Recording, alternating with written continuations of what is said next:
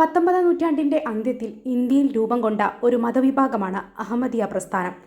1889 പഞ്ചാബിലെ ഗാദിയാൽ ഗ്രാമത്തിൽ ഗാദിയാൻ നിവാസിയായ മിർസ ഗുലാം അഹമ്മദാണ് അഹമ്മദിയ പ്രസ്ഥാനത്തിൻ്റെ സ്ഥാപകൻ. തങ്ങൾ മുസ്ലിങ്ങളാണെന്നാണ് അഹമ്മദിയക്കൾ അവകാശപ്പെടുന്നത്. മുഹമ്മദിനെ അന്ത്യപ്രവാചകനായി അംഗീകരിക്കാത്തതിനാൽ മുസ്ലിം വിഭാഗങ്ങൾ ഇവരെ അംഗീകരിച്ചിട്ടില്ല. എന്തായാലും ഇത്തരം വിഭാഗങ്ങൾ ഇപ്പോഴും കോഴിക്കോട് ജില്ലയിലൊക്കെ ഉണ്ട് എന്നുള്ളത് അതിശയകരമായൊരു കാര്യമാണ്.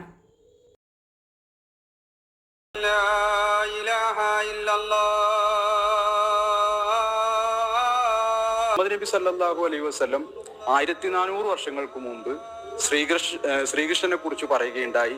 കാനഫിൽ ഹിന്ദി നബിയുൻ അസ്വദുൽ ലൗനി ഇസ്മുഹു കാഹിന. ഇന്ത്യയിൽ കാർവർണനായ ഒരു പ്രവാചകൻ വന്നിട്ടുണ്ട്. അദ്ദേഹത്തിന്റെ പേര് കാഹിന അല്ലെങ്കിൽ കനയ്യ, കണ്ണൻ എന്നായിരുന്നു. അപ്പോൾ മുഹമ്മദ് നബിയുടെ ഈ അധ്യാപനം അനുസരിച്ചുകൊണ്ട് ഞങ്ങൾ വിശ്വസിച്ചിരിക്കുന്നത് മറ്റെല്ലാ പ്രവാചകന്മാരെയും പോലെ, അതായത് മോസസിനെ, ജീസസിനെ, മുഹമ്മദ് നബി സല്ലല്ലാഹു അലൈഹി വസല്ലം, അബ്രഹാം എന്നുപോലുള്ള കൺഫ്യൂഷ്യസ്, സൊറാഷ്ട്ര പോലെ ഈ ഭാരതത്തിൽ വന്ന ഭാരതത്തിന് യഥാർത്ഥ ദൈവവിശ്വാസം പഠിപ്പിച്ചു കൊടുക്കുന്നതിനും മനുഷ്യരെ സ്നേഹത്തിലും സാഹോദര്യത്തിലും ഒരുമിച്ച് കൂട്ടുന്നതിനും വേണ്ടി ഭാരതത്തിൽ അവതീർണരായ പുണ്യപുരുഷനായിരുന്നു, പ്രവാചകനായിരുന്നു ശ്രീകൃഷ്ണൻ എന്നുള്ളത്. കോഴിക്കോട് ജില്ലയിൽ അഷ്ടമിരോഹിണി ദിവസങ്ങളിൽ ഇന്നും ഈ മതത്തിൻ്റെ സപ്പോർട്ട്, അഹമ്മദിയ വിഭാഗം നൽകുന്നൊരു സപ്പോർട്ട് വളരെ വലുതാണ്.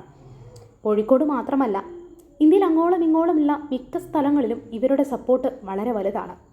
പാകിസ്ഥാനിലും ഈ വിഭാഗമുണ്ട്. പക്ഷേ അവിടെ പല പ്രശ്നങ്ങളും ഇവർ നേരിടുന്നുണ്ട്. അതുപോലെ ലണ്ടനിലും ഇത്തരം ആളുകളുണ്ട്. പല വിമർശനങ്ങൾ നേരിടുമ്പോഴും തങ്ങളുടേതായ ലോകത്ത് അവർ ജീവിച്ചു പോവുകയാണ്. എന്തു തന്നെയായാലും ഒരു വല്ലാത്ത കൗതുകമാണ് ഈ മതമുണ്ടാക്കിയത്. എല്ലാ മതങ്ങളും ഒന്നാണ്, എല്ലാ ദൈവവും ഒന്നാണെന്നുള്ള ഒരു കാര്യമാണ് ഇവർ വിളിച്ചോതുന്നത്.